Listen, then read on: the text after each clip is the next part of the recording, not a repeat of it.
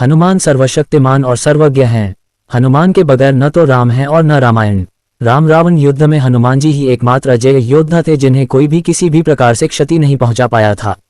यूं तो हनुमान जी के पराक्रम, सेवा, दया और दूसरों का दम तोड़ने की हजारों गाथाएं हैं। हनुमान का जन्म चैत्र मास की शुक्ल पूर्णिमा के दिन हुआ था। हनुमान के जन्म स्थान के बारे में कुछ भी निश्चित नहीं है। मध्य प्रदेश के आदिवासियों का कहना है कि हनुमान जी का जन्म रांची जिले के गुमला परमंडल के ग्राम अंजन में हुआ था। कर्नाटकवासियों की धारणा है कि हनुमान जी कर्नाटक में पैदा हुए थे।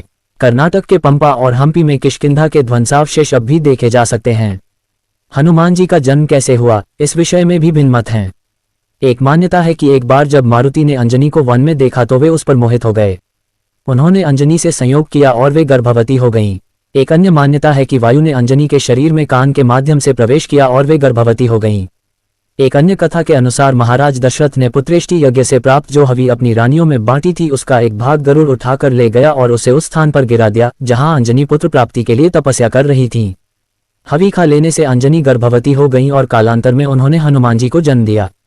एक अन्य कथा के अनुसार कपिराज केसरी अपनी पत्नी अंजना के साथ सुमेरु पर्वत पर रहते थे। अंजना के कोई संतान नहीं थी, इसलिए उन्होंने पुत्र कामना हेतु वर्षों तक तपस्या की। उनके कठोर तप से प्रसन्न होकर भगवान शिव ने उन्हें वरदान देकर कहा था कि उनके एकादश रुद्रों में से एक अंश उन्हें पुत्र के रूप में प्राप्त होगा। शिवजी ने उन्हें जाप करने का लिए एक मंत्र देकर कहा कि उन्हें पवन देवता के प्रसाद के एक सर्वगुण संपन्न पुत्र की प्राप्ति होगी। जब निगल लिया सूर्य, एक बार की बात है, माता अंजनी हनुमान जी को कुटिया में सुलाकर कहीं बाहर चली गई थीं। थोड़ी देर में जब हनुमान जी की नींद खुली तो उन्हें तेज भूख लगने लगी। इतने में आकाश में उन्हें चमकते हुए भगवान सूर्य दिखाई दिए। हनुमान जी ने समझा कि यह कोई लाल लाल मीठा फल है।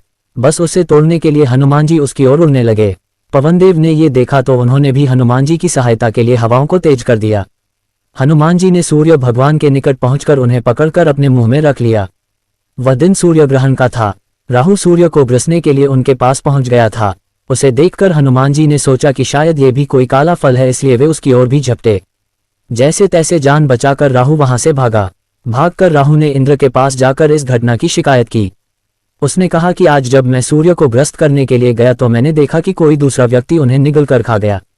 पता नहीं वह कौन था। राहु की बात सुनकर इंद्र भी घबरा गए और राहु को साथ लेकर सूर्य की ओर चल पड़े।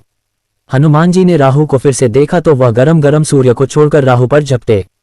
राहु ने घबराकर इंद्र को पुकारा। घबराहट में इंद्र को भी कुछ समझ में नहीं आया। हनुमान जी ने जब ऐरावत पर विराजमान इंद्र को देखा तो उन्होंने समझा कि यह कोई सफेद फल है। अब हनुमान जी राहु को छोड़कर इंद्र की ओर लपके तो घबराहट में इंद्र ने हनुमान जी पर वज्र का प्रहार किया। इंद्र का वज्र हनुमान जी की ठुड्डी पर लगा जिससे वे एक पर्वत पर जा गिरे और उनकी बाईं ठुड्डी टूट गई।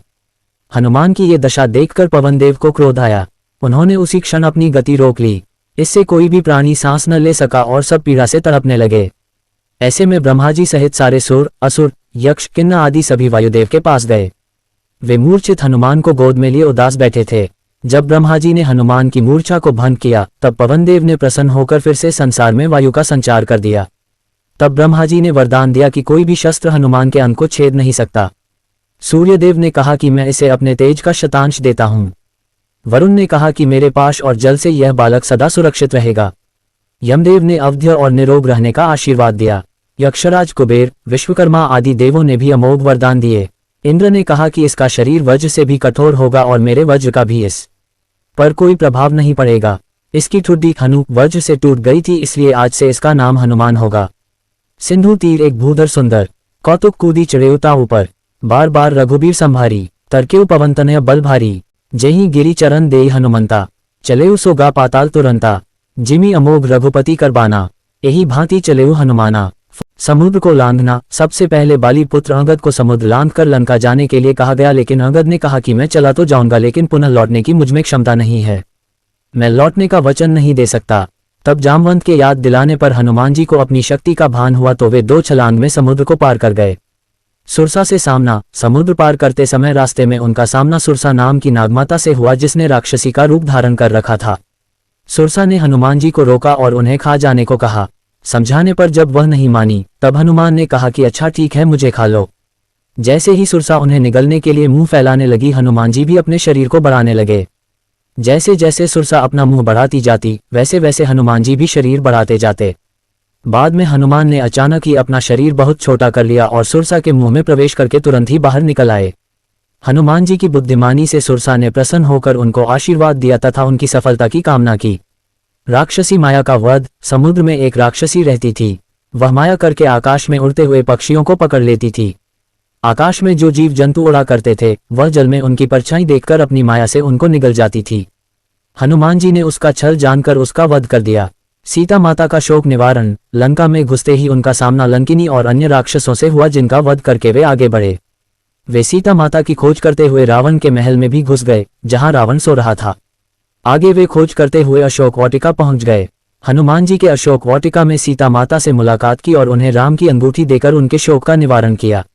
माता सीता का शोक निवारण होते ही उन्होंने कहा, हे पुत्र, तुम अजर, बुढ़ापे से रहित, अमर और गुणों के खजाने हो। श्री रघुनाथ जी तुम पर बहुत कृपा करें, प्रभु कृपा करें। ऐसा कानों से सुनते ही हनुमान जी पूर्ण प्रेम में मग्न हो गए। तब सीता जी ने कहा, हे पुत्र, जाओ और राम को मेरी खबर दो। इससे पहले जाओ और मीठा फल खाओ। अशोक वाटिका को उजाड़ना। सीता माता से आज्ञा पाकर हनुमान जी बाग में घुस गए और फल खाने लगे। उन्होंने अशोक वाटिका के बहुत से फल खाए और वृक्षों को तोड़ने लगे। वहां बहुत से राक्षस रखवाले थे। उनमें से कुछ को मार डाला और कुछ ने अपनी जान बचाकर रावण के समक्ष उपस्थित होकर उत्पाती वानर की खबर दी। अक्षय कुमार का वध। फिर रावण ने अपने पुत्र अक्षय कुमार को भेजा। वह असंख्य श्रेष्ठ योद्धाओं को साथ लेकर हनुमान जी को मारने चला। उसे आते देखकर हनुमान जी ने एक वृक्ष हाथ में लेकर ललकारा और उन्होंने अक्षय कुमार सहित सभी को मारकर बड़े जोर से गर्जना की। मेघनाद से युद्ध। पुत्र अक्षय का वध हो गया। ये सुनकर रावण क्रोधित हो उठा और उसने अपने बलवान पुत्र मेघनाद को भेजा। उससे कहा कि उस दुष्ट को मारना नहीं, उसे बांध लाना। उस बंदर को देखा जाए कि कहाँ का है। हनुमान जी ने देखा कि अब की बार भयानक योद्धा आया है।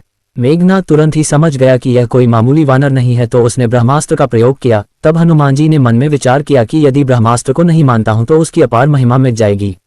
तब ब्रह्मांड से मूर्छित होकर हनुमान जी वृक्ष से नीचे गिर पड़े। जब मेघनाद देखा जी मूर्छित हो गए हैं, तब वह उनको नागपाश से बांध कर ले गया। बंधक हनुमान जी ने जाकर रावण की सभा देखी और फिर उन्होंने खुद ही अपनी पूंछ से अपने लिए एक आसन बना लिया और उस पर बैठ गए। रावण क्रोधित होकर कहता है, तूने किस अपराध से राक्षसों को मारा? क्या तुझे मेरी शक्ति और महिमा के बारे में पता नहीं है? तब हनुमान जी राम की महिमा का वर्णन करते हैं और उसे अपनी गलती मानकर राम की शरण में जाने की शिक्षा देते हैं। लंका दहन। राम की महिमा सुनकर रावण क्रोधित होकर कहता है कि जिस पूंछ के बल पर यह बैठा है उसकी इस पूंछ में आग लगा दी जाए। जब बिना पूंछ का ये बंदर अपने प्रभु के पास जाएगा तो प्रभु भी यहाँ आने की हिम्मत नहीं करेगा। पूंछ को जलते हुए देखकर हनुमान जी तुरंत ही बहुत छोटे रूप में हो गए। बंधन से निकलकर वे सोने की अटारियों पर जा चढ़े। फिर उन्होंने अपना विशालकाय रूप धारण किया और अट्टहास करते हुए रावण के महल को जलाने लगे। उनको देखकर लंकावासी भयभीत हो गए। देखते ही देखते लंका जलने लगी और लंकावासी भयाक्रांत हो गए। हनुमान जी ने एक ही क्षण में सारा नगर जला डाला। एक विभीषण का घर नहीं जलाया। सारी लंका जलाने के बाद वे समुद्र में कूद पड़े। राम को सीता की खबर देना। पूंछ बुझाकर फिर छोटा सा रूप धारण कर हनुमान जी श्री जानकी जी के सामने हाथ जोड़कर जा खड़े हुए और उन्होंने उनकी चूड़ामणि निशानी ली और समुद्र लांघकर वे इस पार आए और उन्होंने वानरों को किलकिला शब्द हर्षध्वनि सुनाया। हनुमान जी ने राम के समक्ष उपस्थित होकर कहा, हे नाथ। चलते समय उन्होंने, माता सीता ने मुझे चूड़ामणि उतार कर दी। श्री रघुनाथ जी ने उसे लेकर हनुमान जी को हृदय से लगा लिया। हनुमान जी ने फिर कहा, हे नाथ। दोनों नेत्रों में जल भरकर जानकी जी ने मुझसे कुछ वचन कहे और हनुमान जी ने श्री जानकी की विरह गाथा कह सुनाई, जिसे सुनकर राम की आंखों में आंसू आ गए। विभीषण का राम के पास आना। जब हनुमान जी सीता माता को ढूंढते ढूंढते विभीषण के महल में चले जाते हैं। विभीषण के महल पर वे राम का चिन्ह अंकित देखकर प्रसन्न हो जाते हैं। वहां उनकी मुलाकात विभीषण से होती है। विभीषण उनसे उनका परिचय पूछते हैं और वे खुद को रघुनाथ का भक्त बताते हैं। हनुमान और विभीषण का लंबा संवाद होता है और हनुमान जी जान जाते हैं कि यह काम का व्यक्ति है। इसके बाद जिस समय श्री राम लंका पर चढ़ाई करने की तैयारी कर रहे होते हैं, उस दौरान विभीषण का रावण से विवाद चल रहा होता है। अंत में विभीषण महल को छोड़कर राम से मिलने को आतुर होकर समुद्र के इस पार आ जाते हैं। वानरों ने विभीषण को आते देखा तो उन्होंने जाना कि शत्रु का कोई खास दूत है। कोई भी विभीषण पर विश्वास नहीं करता है। सुग्रीव कहते हैं, हे रघुनाथ जी सुनिए, रावण का भाई मिलने आया है। प्रभु कहते हैं, हे मित्र तुम क्या समझते हो? वानरराज सुग्रीव ने कहा, हे नाथ, राक्षसों की माया जानी नहीं जाती। यह इच्छानुसार रूप बदलने वाला न जाने किस कारण आया है। ऐसे में हनुमान जी सभी को दिलासा देते हैं और राम भी कहते हैं कि मेरा प्रण है कि शरणागत के भय को हर लेना चाहिए। इस तरह हनुमान जी के कारण ही श्रीराम विभीषण का मिलन सुनिश्चित हो पाया। लक्ष्मण के प्राणों की रक्षा। राम रावण युद्ध के दौरान जब रावण के पुत्र मेघनाद ने शक्तिबाण का प्रयोग किया तो लक्ष्मण सहित कई वानर मूर्छित हो गए थे। जामवंत के कहने पर हनुमान जी संजीवनी बूटी लेने द्रोणाचल पर्वत की ओर गए। जब उनको बूटी की पहचान नहीं हुई तब उन्होंने पर्वत के एक भाग को उठाया और वापस लौटने लगे। रास्ते में उनको कालनेमी राक्षस ने रोक लिया और युद्ध के लिए ललकारने लगा। कालनेमी राक्षस रावण का अनुचर था। रावण के कहने पर ही कालनेमी हनुमान जी का रास्ता रोकने गया था, लेकिन रामभक्त हनुमान उसके छल को जान गए और उन्होंने तत्काल उसका वध कर दिया। अहिरावण का वध। अहिरावण रावण का मित्र था। अहिरावण पाताल में रहता था। रावण ने कहने पर उसने भगवान राम के युद्ध शिविर में उतरकर राम और लक्ष्मण दोनों का अपहरण कर लिया था। दोनों को वह पाताल लोक लेकर गया और वहां उसने दोनों को बंधक बनाकर रख लिया। उनके अपहरण से वानर सेना भयभीत व शोकाकुल हो गई, लेकिन विभीषण ने यह भेद हनुमान के समक्ष प्रकट कर दिया कि कौन अपहरण करके ले जा सकता है। तब हनुमान जी राम लक्ष्मण को अपहरण से छुड़वाने के लिए पातालपुरी पहुंच गए। वहां उन्होंने देखा कि उनके ही रूप जैसा कोई बालक पहरा दे रहा है।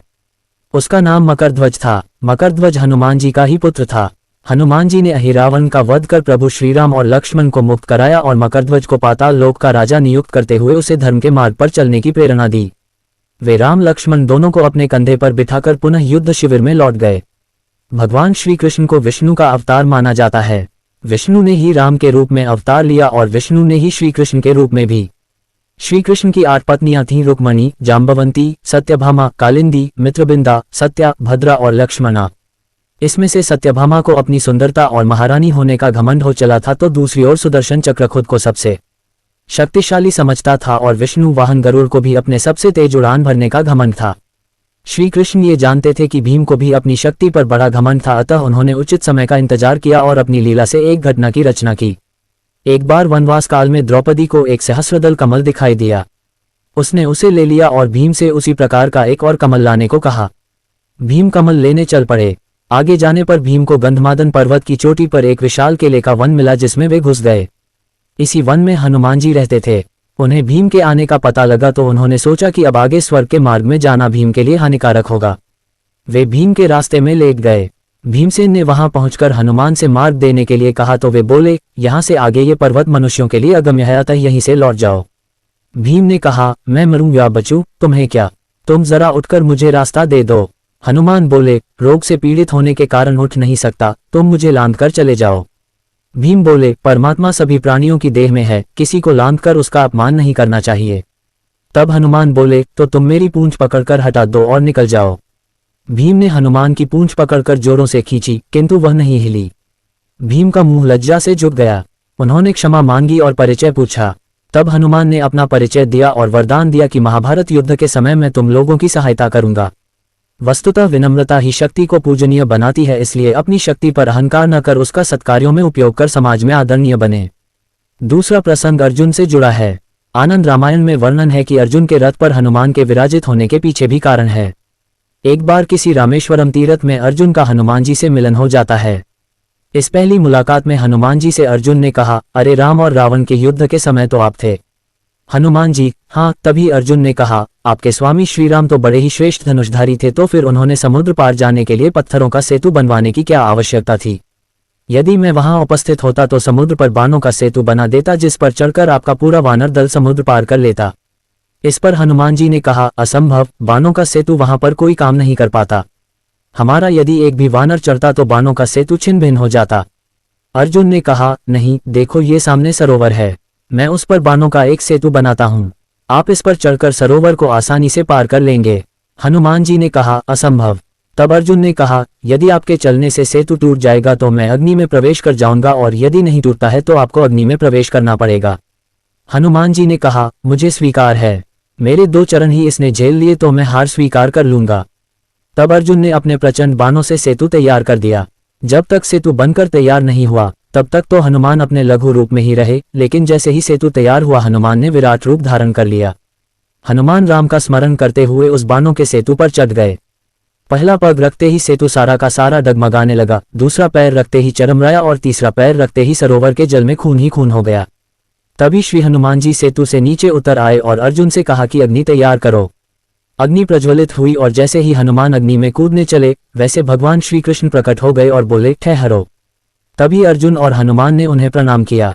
भगवान ने सारा प्रसंग जानने के बाद कहा, हे हनुमान, आपका तीसरा पग सेतु पर पड़ा। उस समय मैं कछुआ बनकर सेतु के नीचे लेटा हुआ था। आपकी शक्ति से आपके पैर रखते ही मेरे कछुआ रूप से रक्त निकल गया। ये सेतु टूट तो पहले ही पग में जाता यदि मैं कछुआ रूप में नहीं होता तो। ये सुनकर हनुमान को काफी कष्ट हुआ और उन्होंने क्षमा मांगी। मैं तो बड़ा अपराधी निकला जो आपकी पीठ पर मैंने पैर रख दिया। मेरा ये अपराध कैसे दूर होगा भगवान। तब कृष्ण ने कहा, ये सब मेरी इच्छा से हुआ है। आप मन खिन्न मत करो और मेरी इच्छा है कि तुम अर्जुन के रथ की ध्वजा पर स्थान ग्रहण करो। इसलिए द्वापर में श्री हनुमान महाभारत के युद्ध में अर्जुन के रथ के ऊपर ध्वजा लिए बैठे रहते।